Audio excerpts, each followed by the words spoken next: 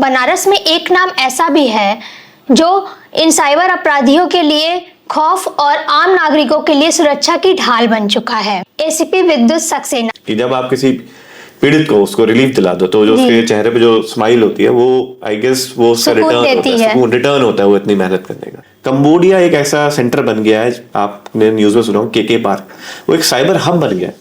NCRP portal एक बहुत अच्छा माध्यम है, national cyber crime reporting portal. पिछले ही साल करीब 15 लाख एनसीआरपी पे कंप्लेंट हुई है साइबर फ्रॉड की। मैं आपको 3 चीजें बताई थी, एक तो लोभ, लालच पे थोड़ा देखना है, डर, मजबूरी, और फिर लत, गेमिंग की जो बच्चों को लत है उस पर कंट्रोल रखना है। नमस्कार दोस्तों, आप देख रहे हैं बनारस ग्लोबल टाइम पॉडकास्ट मेरे यानी अंकिता यादव के साथ। आज के डिजिटल दौर में साइबर अपराधी रोज नए नए तरीके अपना रहे हैं, लोगों को ठगने के लिए उन्हें अपना शिकार बना रहे हैं।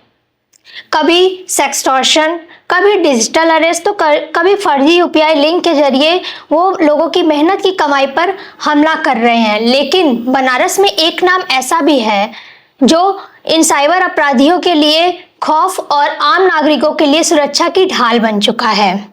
आज हमारे साथ मौजूद हैं एसीपी विद्युत सक्सेना, साइबर सेल वाराणसी। आज हम इनसे बातचीत करेंगे और खास बात यह है कि एसीपी विद्युत सक्सेना पहले कॉरपोरेट सेक्टर में उच्च पदों पर कार्य कर चुके हैं, जहां उन्होंने सिक्योरिटी, टेक्नोलॉजी और डिजिटल इन्वेस्टिगेशन में गहरी विशेषज्ञता हासिल की है और उसी अनुभव को आज वो साइबर अपराधियों के खिलाफ सख्त कार्रवाई में इस्तेमाल कर रहे हैं और आम नागरिकों की गाढ़ी और मेहनत कमाई को बचाने के मिशन में लगे हुए हैं। तो चलिए इनसे बातचीत करते हैं और जानते हैं।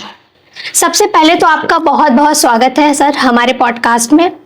सर, सबसे पहला सवाल कि आप अपने एजुकेशन और फैमिली के बारे में बताइए। जी देखिए, मेरा नाम विदुष है। मेरी एजुकेशन जो ग्रेजुएशन हुई है, मैं ग्रेजुएट, मैंने बीटेक किया है दिल्ली कॉलेज ऑफ इंजीनियरिंग, अभी वो दिल्ली टेक्नोलॉजिकल यूनिवर्सिटी के नाम से कहलाता है। इलेक्ट्रॉनिक्स एंड कम्युनिकेशन मेरी ब्रांच थी, मैंने वहां से ग्रेजुएशन किया। उसके बाद मैंने जॉब की। मेरी फैमिली जो है सब गाजियाबाद में, मैं गाजियाबाद से बिलोंग करता हूँ, गाजियाबाद में सेटल्ड है। और मेरे फादर भी जो है वो सिविल इंजीनियर थे, उसी से रिटायर हुए थे। वो नोएडा अथॉरिटी में ही जनरल मैनेजर की पोस्ट से रिटायर हुए थे। सर, आपने इंजीनियरिंग की पढ़ाई की है और उसके बाद फिर सर पुलिस सर्विसेज में आने का कैसे विचार है?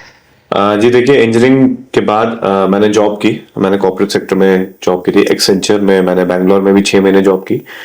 वहाँ पे मैं as a business technology analyst के तौर पे काम किया था। उसके बाद मैं यूएई मूव किया फॉर अ मीनवाइल। स्पेन भी गया था, एक ट्रेनिंग थी मेरी, तो उसमें एक स्पेनिश मल्टीनेशनल थी, उसमें मैंने 2 साल दुबई में काम किया था एज एन इंजीनियर ऑल्सो। वहाँ पे हम इलेक्ट्रिक सबस्टेशंस वगैरह के लिए काम करते थे। तो वो जॉब की। उसके बाद थोड़ा लगा कि वो बहुत मोनोटोनस हो गई थी पर्सनली, वो तो बताऊं तो। और एक इंसिडेंस था मेरा, जो वहाँ पे जहाँ पे मैं रहता था वहाँ पे एम्बेसी थी, इंडियन एम्बेसी। तो वहाँ पे आईएफएस, इंडियन फॉरेन सर्विसेज के ऑफिसर्स भी वहाँ हम उनसे मिलते थे। तो उन्होंने मुझे बहुत इंस्पायर किया, मतलब कि पब्लिक सर्विस में आने के लिए। तो मैंने एग्जाम दिया, जो रैंक आई उस हिसाब से मुझे सर्विस मिली। आई एम वेरी हैप्पी कि मुझे पुलिस सर्विस अलॉट हुई। एक कॉर्पोरेट सेक्टर छोड़कर पुलिस सर्विस में आना सर क्या कितना चुनौतीपूर्ण रहा?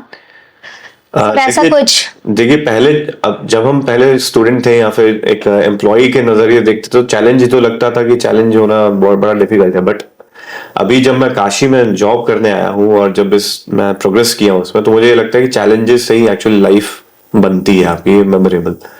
अगर चैलेंजेस नहीं है तो बहुत फीकी सी हो जाती है लाइफ। चैलेंजेस ही ग्रोथ का एक माध्यम है। तो मुझे लगता है कि जो कॉर्पोरेट स्टाइल था, कॉर्पोरेट जो नेचर था, वर्किंग स्टाइल, वो एक मोनोटोनस था, अच्छा था वो भी, उसने भी बहुत अच्छा सिखाया। लेकिन पुलिस सर्विस में आके मुझे जितना एक्सपोजर मिला वो और कहीं नहीं मिला। और सेल्फ ग्रोथ के लिए मेरे लिए I guess it's very important. Sir, PPS अधिकारी बनने के दौरान सर किस तरीके की चुनौतियों का सामना करना पड़ा आपको सर? देखिए, जब मैंने एग्जाम दिया था तो मुझे नहीं पता था कि मैं पुलिस सर्विस में आ जाऊंगा। वो तो रैंक के हिसाब से आपको अलॉट होती है। तो जब पुलिस सर्विस में आया तो मुझे बिल्कुल आइडिया नहीं था, या मैंने सोचा था कि मैं पुलिस सर्विस ज्वाइन करूंगा। लेकिन जब मैं आया तो it's a very difficult job, बहुत डिफिकल्ट सर्विस है ये। आप मतलब सेल्फलेस सर्विस है और बहुत एट टाइम्स थैंकलेस भी हो जाती है। आपका ये 24 आवर्स टाइम मांगती है, बाय फिजिकल, मेंटल, और ये सब टेस्ट करती है आपको। अगर मैं छोटा सा एग्जांपल दूं, आज ही की बात है, हम लोग कुछ एक प्राइवेट कंपनी से अभी किसी चीज का डील कर रहे हैं। तो जैसे आज सैटरडे है, तो मुझे वहां से जैसे मैं उनसे कुछ काम करवा रहा हूँ, तो उन्होंने कहा कि सर आज सैटरडे है, लोग छुट्टी पे चले जाएंगे। ये तो हम लोग ये सोचते हैं कि पुलिस तो कभी नहीं सोचती कि सैटरडे है, संडे है या छुट्टी है। मुझे उनसे काम कराने के लिए 3 दिन का उनका ये छुट्टी है, तो उनको ये लग रहा है कि सर छुट्टी है भागने के मौके पे। लेकिन हम लोग police, as a police person, हम लोग कभी ऐसा नहीं होता। जब भी कोई पीड़ित हमारे पास आता है ना, हम दिन देखते ना रात देखते, ना मौसम देखते, ना छुट्टी देखते, ना सैटरडे संडे देखते, हम तत्परता के साथ उसको जो भी उसका समस्या है उसका निदान करने के लिए सोचते हैं। तो पुलिस में ये चुनौती हमेशा रहती है कि 24/7 आपको अलर्ट रहना पड़ता है और आपको जनता के लिए रेडी रहना है। लेकिन उसी में बहुत अच्छा भी एक सेटिस्फैक्शन भी मिलता है कि जब आप किसी पीड़ित को उसको रिलीफ दिला दो, तो जो उसके चेहरे पे जो स्माइल होती है, वो आई गेस वो रिटर्न होता है वो इतनी मेहनत करने का। सर, वाराणसी जैसे धार्मिक, सांस्कृतिक, ऐतिहासिक नगरी में सर आपकी पोस्टिंग, ये आपके लिए किस तरीके से मायने रखती है सर? ये इसे मैं आप कैसे देखते हैं? बाबा के आशीर्वाद के रूप में देखता हूँ, उनकी ब्लेसिंग है। ये बताना चाहूंगा कि मेरी पहली पोस्टिंग ही है। इसका भी एक अलग सा एक इंसिडेंस हुआ है मेरे साथ। मैं काशी में पहले भी आया था जब मैं अंडर ट्रेनी था, तब चुनाव का दौर चल रहा था, तो मैं बाबा के दरबार से ही, बहुत भीड़ थी, तो मैं बाबा के बाहर से हाथ जोड़ के निकला और मन में सोचा बाबा एक बार मौका जरूर दीजिएगा आपकी सेवा इस नगरी में। मुझे नहीं पता थी पहली पोस्टिंग मुझे यही मिल जाएगी, तो उन्होंने पहले ही मुझे आशीर्वाद दे दिया था इसका। तो मैं अभी 3 साल करीब यहाँ मैं सर्व कर चुका हूँ और मुझे एक आशीर्वाद की अनुभूति होती है यहाँ सर्व करने से, और हर दिन मैं एक ब्लेसिंग की तरह देखता हूँ और मुझे बहुत अच्छा लगता है यहाँ पे कार्य करने का। और लोगों से इंटरेक्ट, मतलब यहाँ के लोग भी बहुत अच्छे हैं, और मतलब जिस तरह के चैलेंजेस यहाँ, जिस तरह की समस्याएं होती हैं, जिस तरह का हम लोग सहयोग कर पाते हैं जनता को, इस समाज को आगे बढ़ाने में, वो आई गेस मेरे लिए पर्सनली बहुत इंपॉर्टेंट है। सर, वाराणसी में अब तक सबसे ज्यादा साइबर अपराध के कौन कौन से केसेस आए हैं? जी देखिए, वाराणसी और देश भर में मिला के जो सबसे ज्यादा जो गंभीर जो क्राइम निकल के आ रहा है साइबर क्राइम, वो है डिजिटल अरेस्ट क्राइम का। उसमें लोग जो है डिजिटली जो है उनको फ्रॉड किया जाता है, उनको सीबीआई अफसर या ईडी अफसर या पुलिस अफसर बन के कॉल किया जाता है और उनसे पैसों की डिमांड की जाती है, तरह तरह के उनको जाल बिछा के। जैसे कि कह देंगे कि आपका पार्सल कहीं है, मनी लॉन्ड्रिंग में पार्सल जो है किसी स्मगलिंग में पकड़ा गया, या आपका अकाउंट या आधार नंबर जो है किसी मनी लॉन्ड्रिंग केस में आपका नाम प्रकाश में आ गया। तो ऐसे तरह तरह के झांसे देके लोगों को फंसाया जाता है और डिजिटल अरेस्ट में मोटी मोटी रकमें लोग, मतलब करोड़ों करोड़ों रुपए में लोग खो चुके हैं। इसके बाद आता है इन्वेस्टमेंट फ्रॉड। इसमें वो क्या करते हैं, आपको ग्रुप में ऐड कराते हैं और इन्वेस्टमेंट का लालच देते हैं कि आप इन्वेस्ट करिए, 10 गुना, 2 गुना, 3 गुना आपको प्रॉफिट रिटर्न मिलेगा। अब लोग लालच के चक्कर में इन्वेस्ट करना स्टार्ट कर देते हैं। पहले तो वो आपको रिटर्न भी देते हैं, कुछ मान लीजिए 10,000 दिया तो 20,000 रिटर्न देंगे, फिर कहेंगे सर अब बड़ा लगाइए। तो जब बड़ा लगा देते हैं 20 लाख 25 लाख, तो फिर उसको ब्लॉक कर दिया जाता है। और तीसरा जो हम देख रहे हैं वो ब्रांड इम्पर्सनेशन का है, जिसमें फ्रेंचाइजी मॉडल पे लोग क्या करते हैं कि फ्रेंचाइजी बेचने के नाम पे झूठी वेबसाइट्स बना देते हैं और फ्रेंचाइजी के नाम पे पैसा ठग लेते हैं। बाकी रिटेल के छोटे छोटे यूपीआई रिलेटेड फ्रॉड्स बहुत हैं, और आपके ये social media frauds, online e commerce frauds है, ये छोटे छोटे जिसमें छोटी अमाउंट जाती है, लेकिन ये इनकी वॉल्यूम ज्यादा है। सर, अभी हाल ही में इंडस्ट्री स्टॉक फ्रॉड काफी सर चला है सर, उसके बारे में थोड़ा बताइए। इंडस्ट्री स्टॉक जो मैं समझ रहा हूँ, इंडस्ट्री स्टॉक ये इन्वेस्टमेंट का ही कहते हैं। इसमें जो आईपीओ ऐसे इनको दिखाते हैं कि एक नई कंपनी लॉन्च हो रही है, उसका स्टॉक जो है आईपीओ लॉन्च होने वाला है, तो वो व्हाट्सएप के माध्यम से आपको करेंगे या फेसबुक पे ऐड लगा देंगे फर्जी, उसके माध्यम से आपको लुभाएंगे कि ये जेन्युइन, मतलब ये प्रीमियम आपको स्लॉट दिया जा रहा है इंडस्ट्री का, इस कंपनी का, तो आईपीओ रिलीज होने वाला है। और फर्जी वो कंपनी बना के आपसे मतलब कांटेक्ट करेंगे और ये बताएंगे कि हमारे पास प्रीमियम प्रिविलेजेस है, तो आप हमसे बाय करिए इसका स्टॉक और आपको इनिशियल जो आईपीओ है उसके ज्यादा क्वांटिटी मिल जाएगी। तो लोग जो है लालच में वो खरीद लेते हैं ऑनलाइन, क्योंकि ऐप जो होती है उनका जो डिजिटल जो उनका माध्यम होता है वो सब फर्जी बनाया होता है, तो लोग झांसे में आ जाते हैं और पैसा अपने गंवा देते हैं। सर, ऑनलाइन फ्रॉड से बचने के लिए आप लोगों को किन बातों का विशेष ध्यान रखना चाहिए सर? देखिए, ऑनलाइन फ्रॉड की अगर बात करें तो सबसे पहले हमें अपनी प्रवृत्ति को देखना पड़ेगा, हमें नेचर को। जो लोग फंस रहे हैं उसमें ये बेसिक चीजें मूलता रहेंगी।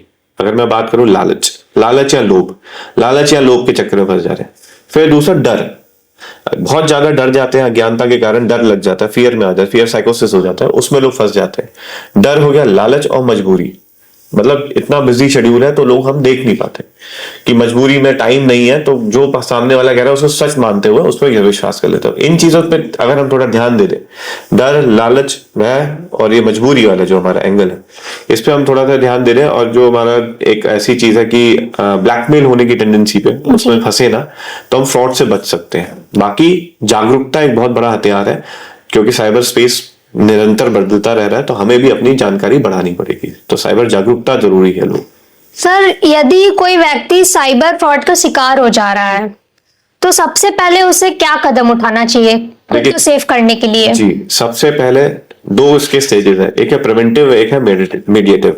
तो जब हम प्रिवेंटिव की बात करते हैं तो साइबर जागरूकता की बात करते हैं। साइबर जागरूकता में मैं एक आपको हैंडल बताना चाहूंगा, साइबर दोस्त। ये आपका इंस्टाग्राम हैंडल भी है, इस पर ट्विटर हैंडल भी है, फेसबुक पे भी है, यूट्यूब पे भी है। अगर आप इसके अंदर जैसे हम रील्स देखते हैं, अगर इसकी हम रील्स भी स्क्रॉल करके देखते रहे तो थोड़ी सी हमारी जागरूकता बढ़ जाएगी और हम बच सकते हैं। लेकिन अगर कोई इतना अगर अनलकी रहता है और किसी के साथ फ्रॉड हो जाता है, तो वो सबसे पहले तो 1930 पर डायल करे। 1930 साइबर हेल्पलाइन नंबर है, ये पूरे इंडिया के लिए है। कहीं भी आप हैं, कहीं भी आपके साथ फ्रॉड हुआ तो 1930 डायल करके आप अपनी प्राइमरी कंप्लेंट रजिस्टर करवा सकते हैं। इसमें एक गोल्डन पीरियड रहता है 48 आवर्स का। 48 आवर्स में अगर आपको पता लग गया मेरे साथ फ्रॉड हुआ है तो आप तुरंत कंप्लेन करिए। अगर 48 आवर्स बीत जाते हैं और आपको बाद में पता लगता है कि हाँ मैं फ्रॉड का शिकार हुआ, तो cybercrime.gov.in एक वेबसाइट है, cybercrime.gov.in, इस पे आप अपनी कंप्लेंट रजिस्टर कर सकते हैं। ये सबसे पहले जो इमीडिएट एक्शन जो है ये लोगों को लेना है। अब तक के आपके करियर में सबसे चैलेंजिंग साइबर फ्रॉड का कौन सा केस रहा और क्यों?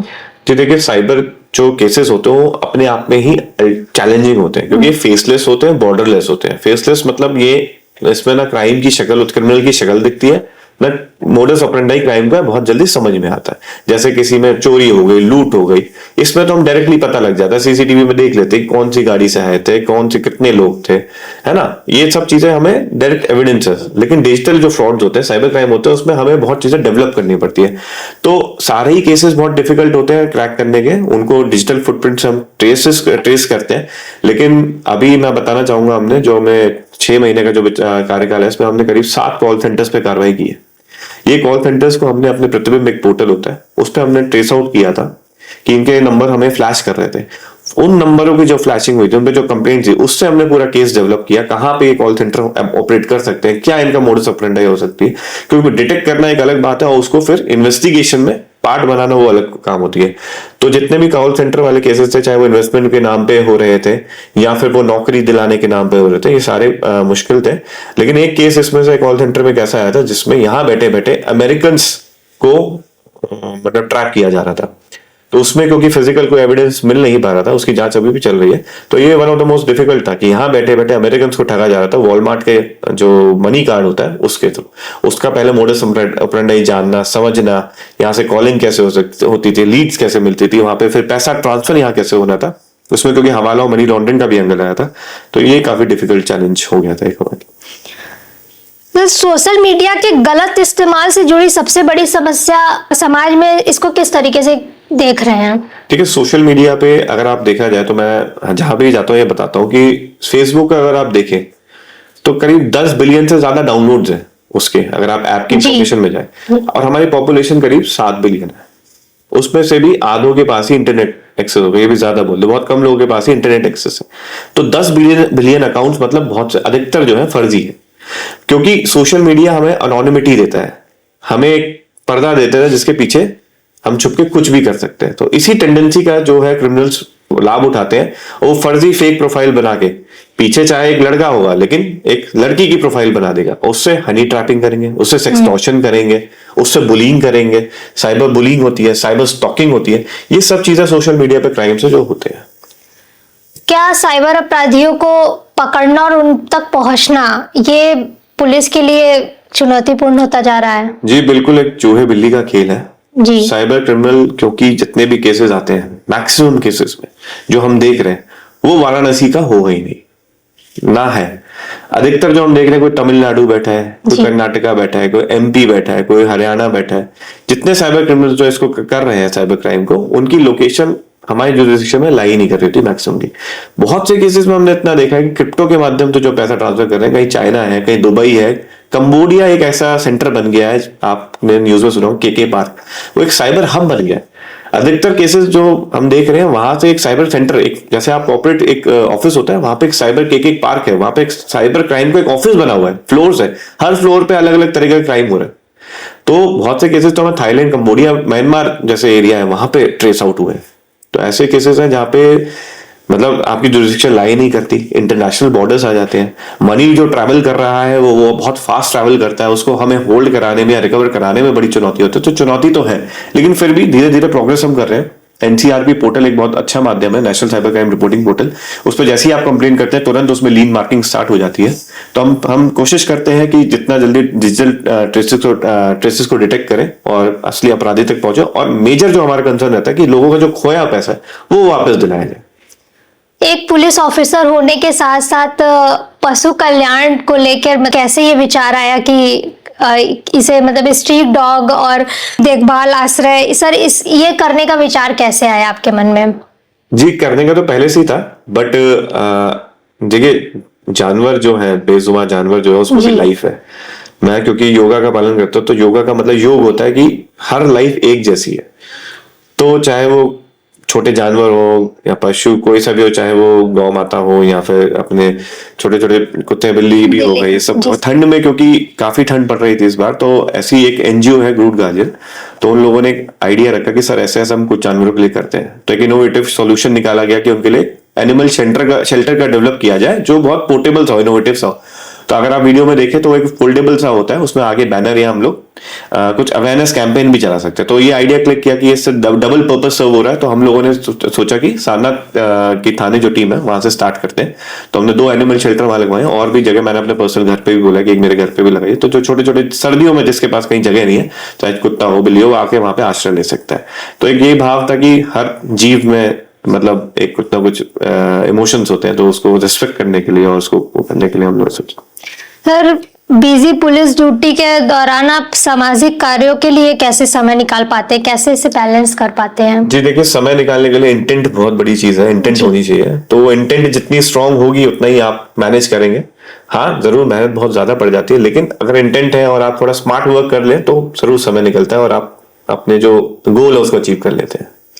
और जो युवा पुलिस की तैयारी कर रहे हैं पुलिस सर्विस में आने की, उनके लिए आप क्या खास मैसेज देना चाहेंगे? जी, उनके लिए मैं यही कहना चाहूंगा, जो भी तैयारी कर रहे हैं पब्लिक सर्विस के लिए, सबसे पहले तो 3 चीजें ध्यान रख लीजिए अपना। मैं आपको मोटिवेट ही करना चाहूंगा कि आप क्या चाहते हैं। पब्लिक सर्विस में बहुत सारी सर्विस है, आप अपने हिसाब से देखिए मेरा मन या मेरी जो पर्सनैलिटी है वो किस में लाएंगे। बहुत से लोग पुलिस में नहीं एडजस्ट कर पाएंगे, बहुत से लोग राजस्व में नहीं जा पाते, अलग अलग सर्विस। तो आप क्या चाहते हैं, आप कितनी, दूसरा क्वेश्चन आपको होना चाहिए, आप कितनी शिद्दत से चाहते हो। मतलब ये क्लियर होना चाहिए आपको कितनी शिद्दत से चाहते हैं। भाई ऐसे नहीं कि नाम के लिए चाहते हैं, बस बोलने के लिए वो कि हाँ मैं तो बनना चाहता हूँ अफसर, आईएएस बनना चाहता हूँ, आईपीएस बनना चाहता हूँ। आप अंदर से कितना चाहते हैं। तीसरी बहुत बड़ी चीज है, आप क्या उसके लिए सेक्रीफाइस करना चाहते हैं, कितनी हद तक आप सेक्रीफाइस कर सकते हैं। क्योंकि ये सर्विसेज में आने के लिए जो एग्जाम है वो बहुत त्याग मांगता है, उसके लिए बहुत सेक्रीफाइसेस लगते हैं। तो ये 3 सवाल आप अपने मन में क्लियर रखिए।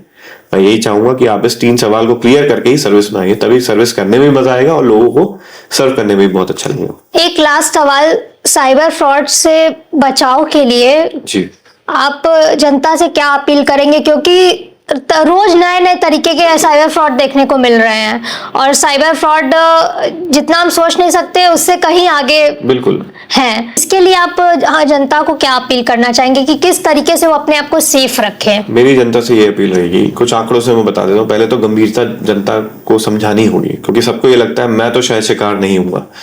बहुत से पढ़े लिखे लोग हैं जो बहुत बड़े बड़े पैसा खो चुके हैं, उनको कभी लगता था कि मैं तो, मतलब ऐसे लोग हैं जो बैंक एम्प्लॉय से रिटायर हुए हैं, जहां से ये स्टार्ट हो, बड़े बड़े अधिकारी भी इसमें हुए हैं। सबसे पहले तो हमें ड्रॉप कर देना है कि मैं कभी शिकार नहीं हुआ।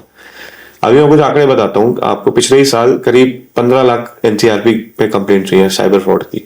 20,000 करोड़ से ज्यादा रुपए इंडिया में, देश में हम लोग साइबर क्राइम के हाल तो हो चुके हैं, साइबर फ्रॉड।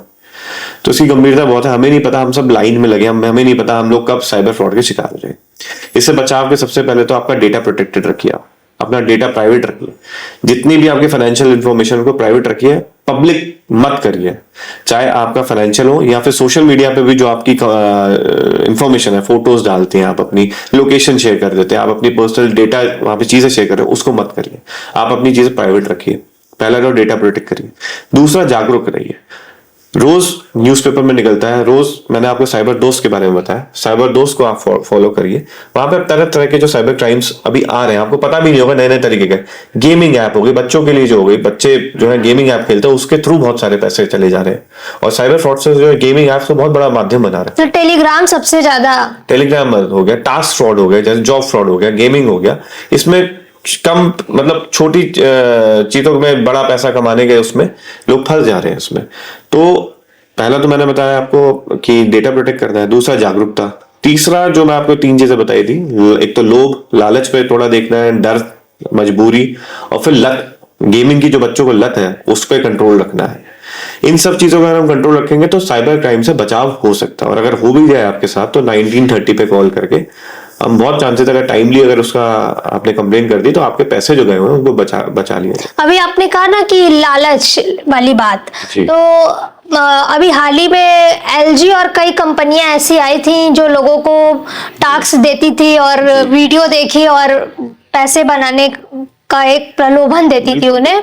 तो इसे रोकने के लिए क्या करना चाहिए? लोग जानते हुए भी सर इसमें फंस जाते हैं। जी देखिए, कुछ चीजें हैं, जैसे अब आप कहेंगे कि हमारे पास मान लीजिए वो उन्हें पैसे दिए। हाँ, इसमें कई मेरे रिलेटिव्स भी थे जो इसमें फंसे, तो उन्हें आप मतलब कैसे हम देखिए, सब पॉन्जी स्कीम्स होती है। पहले आपको विश्वास जीतने के लिए आपको रिटर्न देते भी हैं, क्योंकि उनका अल्टीमेट होता है बड़ा पैसा धोखेबाजी करके गबन कर लेना। तो सबसे पहले जान ले कि भाई कोई लाइफ में कोई चीज इतना फ्री लंच नहीं है। कोई आपको मतलब 10 का कोई 50 रुपए नहीं देगा। There is nothing like free lunch. इतना होता तो सब लोग आज अमीर बैठे होते।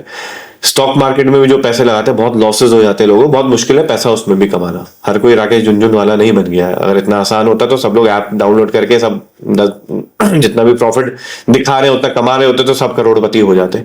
तो सबसे पहले ये समझना पड़ेगा कि जितने छोटे निवेश पे जो भी डबल ट्रिपल का लाभ वो दे रहे हैं वो धोखाबाजी ही है। उसमें कोई पैसा, कोई रिटर्न ऐसा है नहीं असली चीजों पे। दूसरा, ये ध्यान देना होगा हम लोगों को कि पैसा जो है सबसे पहले समझना होगा आपने बहुत मेहनत से कमाया है, तो जहां पे भी लगाया उसको पहले वेरीफाई कर ले चीजों को। वेरीफाई करने के बहुत माध्यम है, पुलिस से भी वेरीफाई करा सकते हैं आप लोग। एंड इवन एनसीआरपी पोर्टल पे भी जो सस्पेक्ट एक कॉलम होता है, रिपोर्ट सस्पेक्ट और सस्पेक्ट चेकिंग, उस पर बहुत सारी चीजें आप व्हाट्सएप अकाउंट चेक कर सकते हैं, क्या उस पर कोई कंप्लेंट है पहले से, फोन नंबर चेक कर सकते हैं, आप वेबसाइट का लिंक भी डाल के चेक कर सकते हैं क्या इस पे कोई रिपोर्ट हुआ है पहले कोई कंप्लेंट, क्योंकि एनसीआरपी पे बहुत सारी पूरे देश में से कंप्लेंट होती है। तो एक रेपोजिटरी बन गई है वहां पे। तो जो भी सस्पेक्ट एलिमेंट है या कोई बैंक अकाउंट है उसको भी डाल के आप चेक कर सकते हैं इसके ऊपर कोई, जहां भी आप पैसे ट्रांसफर करने जा रहे हैं, एक बार अगर बहुत बड़ा अमाउंट आप ट्रांसफर करने जा रहे हैं और पहली बार करने जा ररहे हैं किसी को, एक बार आप जाके या तो साइबर सेल में कर ले या फिर चेक करवा लें कि ये अकाउंट पे कहीं पहले से कंप्लेंट तो नहीं है। क्योंकि जो साइबर क्राइम का जो मेनली जो बैकबोन है वो होते हैं म्यूल खाते और फर्जी फोन नंबर्स। म्यूल खाते जो होते हैं, जैसे छोटे गरीब लोग जो हो गए, छोटे आदमी, उनको क्या होता है, लालच देकर उनका अकाउंट की डिटेल्स ले ली जाती है, उनके नाम पे फर्जी सिम भी इशू करवा लिया जाता है। तो जब हम इन्वेस्टिगेट करते हैं फंसता कौन है, ये बहुत बड़ा चैलेंज हमारे ये लोग जो नंबर यूज करते हैं, ये लोग फॉरेन का नंबर शो करता है, वो भी होता है, वो वर्चुअल नंबर सुना है कि ये लोग काम यही इंडिया से ही करते हैं। जी देखिए, जो फॉरेन का नंबर शो होता है, आप जाइए ऐप, बहुत सारी ऐसे सर्विस प्रोवाइडर हैं जो आपको इंडिया के नंबर से ही रजिस्टर करके फॉरेन का नंबर, वर्चुअल नंबर आपको इशू करा देते हैं।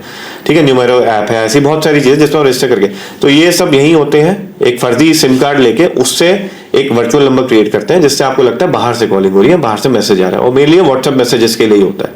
तो सबसे पहले तो मैं जो बता रहा था आपको, म्यूल खाते जो होते हैं, इसमें जो होते हैं जैसे सब्जी वाला हो गया, रिक्शा वाला हो गया, इनके नाम पे खाते खुलवा लेते हैं। तो हम इन्वेस्टिगेट करते हैं तो ये लोग पकड़े जाते हैं बेचारे।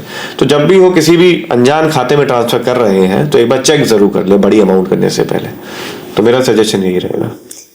थैंक यू, आपसे बात करके बहुत अच्छा लगा, और आपने जो भी साइबर अपराधियों से रिलेटेड, क्राइम से रिलेटेड जानकारी दी वो हमारे जनता के लिए बहुत काम आएगी। Thank you so much. Thank you.